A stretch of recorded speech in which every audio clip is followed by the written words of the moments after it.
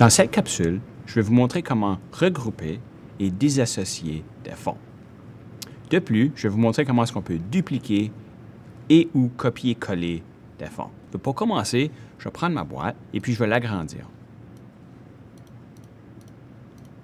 Pour vous montrer, si je clique sur ma boîte, j'ai ici sur la barre d'outils un bouton qui est dupliquer et repeat ou CTRL-D.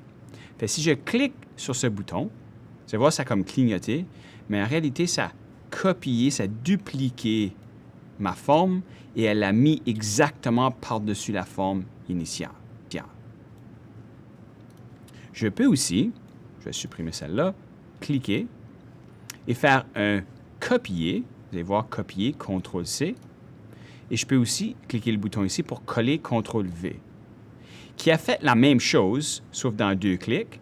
Et remarquez la différence qu'elle n'a pas dupliqué par-dessus la position initiale.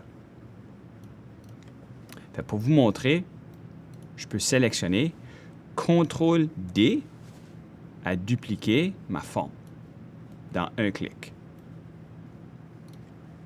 Je peux sélectionner et faire CTRL-C pour copier et CTRL-V pour coller ma forme. Bon, prochaine chose, je vais vous montrer comment est-ce qu'on peut prendre ces deux formes et les regrouper ensemble. Donc, si je diminue la taille, je vais la placer par-dessus, je vais la descendre. Et puis, si je sélectionne les deux, je fais L, je peux le centrer et la centrer.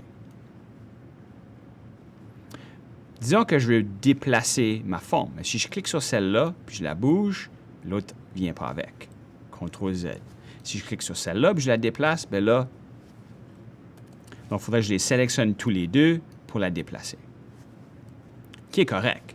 Mais l'avantage, c'est d'aller prendre ici l'option de regrouper, qui est CTRL-G. Donc, si je clique regrouper, mes deux formes maintenant sont une. Je peux les changer de taille. Je peux les déplacer. Mais je peux aussi, si je clique, il y a un nouveau bouton ici, les désassocier. CTRL-SHIFT-G. Si je clique, je peux les séparer à nouveau. Remarquez, si je monte ma forme, je peux grouper des formes, regrouper, même si elles ne se touchent pas. Désassocier.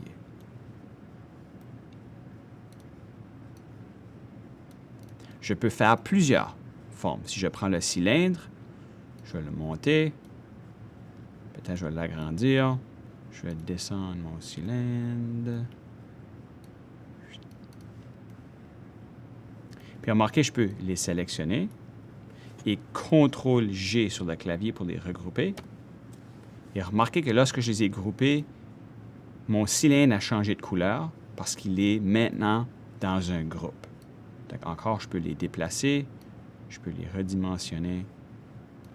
Et si je Shift CTRL-G, je peux les désassocier et je retourne avec ma couleur initiale. La dernière chose que je vais vous montrer dans cette capsule, c'est le perçage.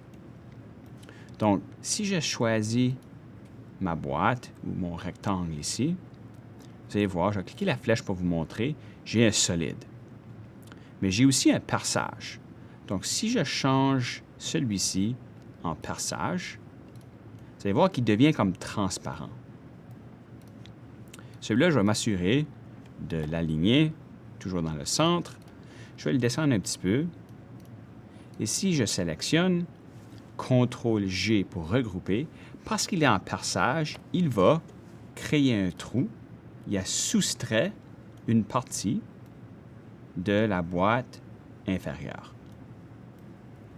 Mais dans Tinkercad, je peux toujours sélectionner, faire CTRL-SHIFT-G pour désassocier et je peux modifier. Ici, je vais descendre l'autre ou mon perçage. Je vais sélectionner CTRL-G pour regrouper et puis vous pouvez voir que maintenant, j'ai un trou complètement à travers de ma forme. Puis je peux encore CTRL-SHIFT-G pour désassocier et modifier au besoin ma forme. Je vous invite à explorer, à pratiquer le regroupement et le passage des formes dans Tinkercad.